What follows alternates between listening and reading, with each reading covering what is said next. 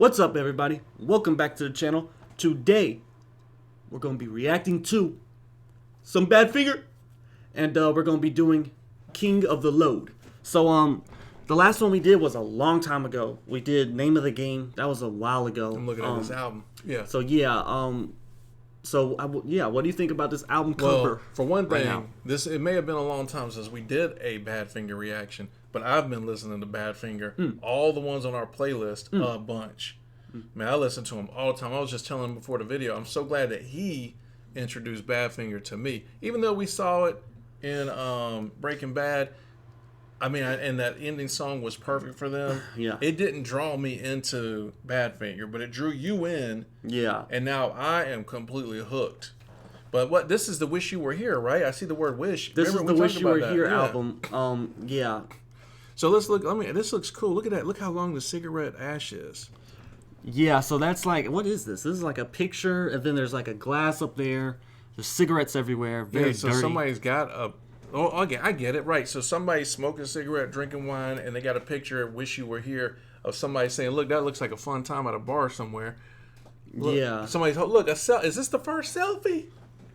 Is this man taking the first selfie ever? Is he taking a... He is. Look at this dude. Listen, there's a couple things in this picture that were ahead. First of all, he's taking a selfie. That's ahead of his time. And then the cigarette ash. I'm not going to mention who uses that very effectively later, but because we hadn't reacted to something like that yet. But then look at this table. Look at dude. Yeah. That's a cool album. It is. Yeah. You can look at it and it just looks really cool. So yeah, King of the Load. What a weird title though, King of the Load. Yeah, you're gonna have to listen to the song to man? understand it. King of the Load.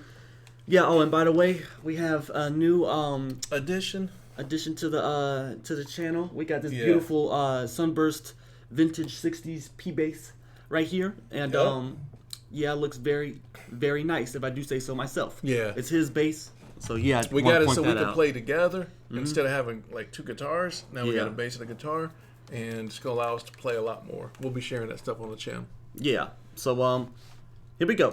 All right, I want to hear this. King of the Load by Badfinger. Let's do it.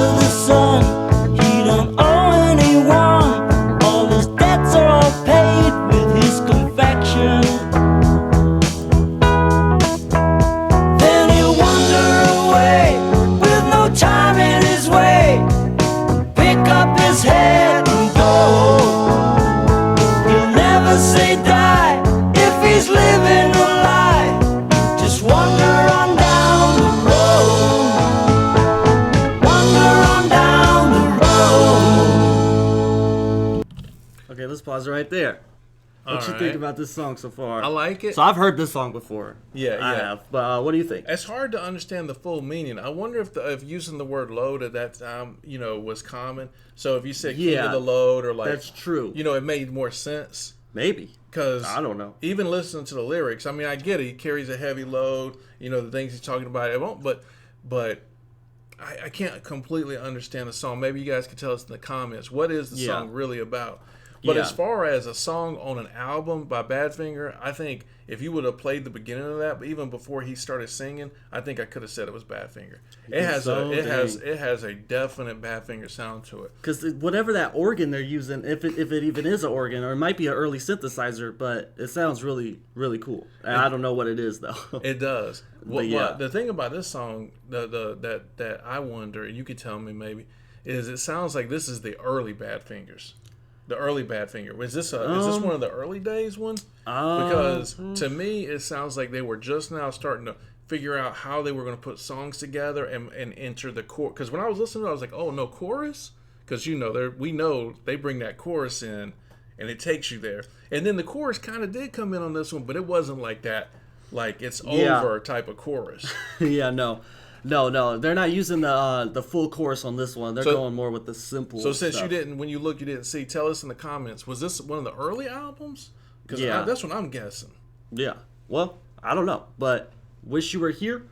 What do you think about the title "Wish You Were Here" and Pink Floyd's "Wish You Were Here"? That's so wild. That's weird. That they both and this had is a year before Pink Floyd's. So this one is, or 2. I think 1 or 3 years. Well, I mean, I can completely understand why Pink Floyd did "Wish You Were Here" because they're singing about Sid. I mean, not singing, but Sid Barrett. "Wish You Were Here." I get that. "Wish You Were Here" though is a good theme for any album. So it doesn't surprise me that because we were just talking about the album and saying, look, this dude's taking a selfie. Like they seem to be ahead of their time, and this synthesizer philosophically too. Absolutely. You hear, I mean, the lyrics are pretty deep, although you don't know, I don't really know what they're talking about either specifically, but what he's saying is pretty deep. Like he pays all his debts with his good affection and all this stuff. It's like, it's pretty deep if you really listen to it. I like it because they always tell a story.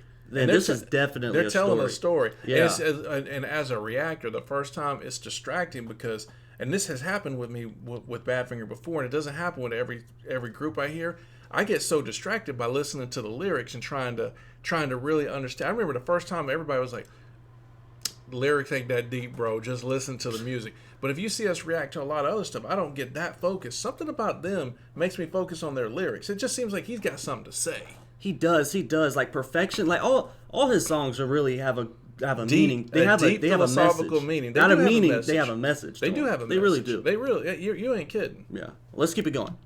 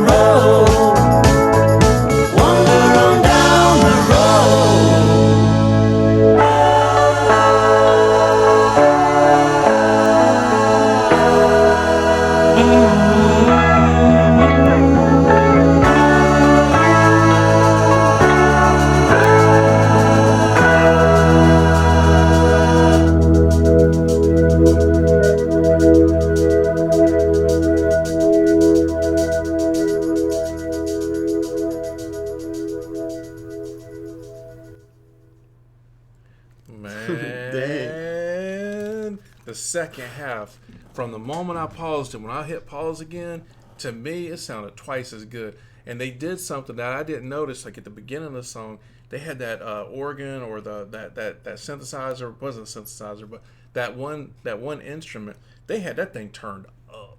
Like it was first half? It was dominant, that particular instrument. Yeah. But then whenever the second half came on, the guitar came in.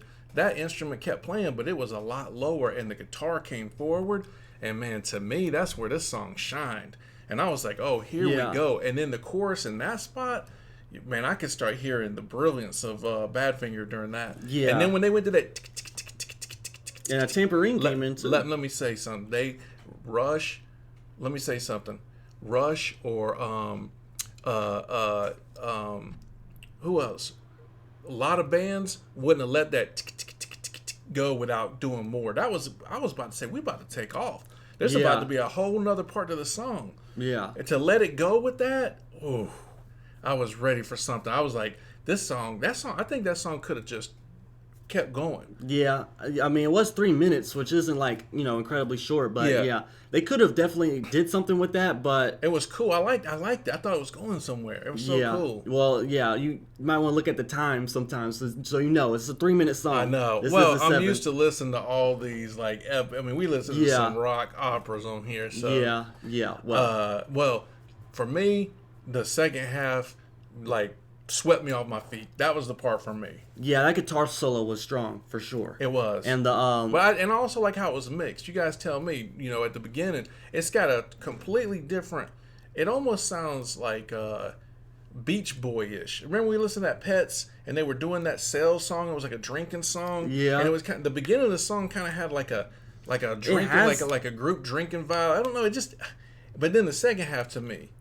Yeah. Well, it's definitely unique. It's definitely a unique song with that instrument they used as the backbone of the song. Which is weird, that weird instrument. But it sounds good, though. Yeah. But yeah. Well, that was King of the Load by Badfinger. Tell us what to react to next from Badfinger in the comment section. And next time, we'll read the comments and we'll do one from you guys. And don't worry, we will be coming back to Badfinger. I know it's been a long time for us. Yeah, it's been a minute. But like most of the bands we have on here, we're going to return to them. I'm sure Black Sabbath people are feeling like that. Don't worry, we'll get back to you. You're probably not on the Pink Floyd, Pulse. We're gonna get back to that. Yeah, we haven't done that in a hot minute. But yeah, we're gonna get back to everything. So tell us what to react to next from Badfinger in the comment section, and we will pick one of your suggestions and do it.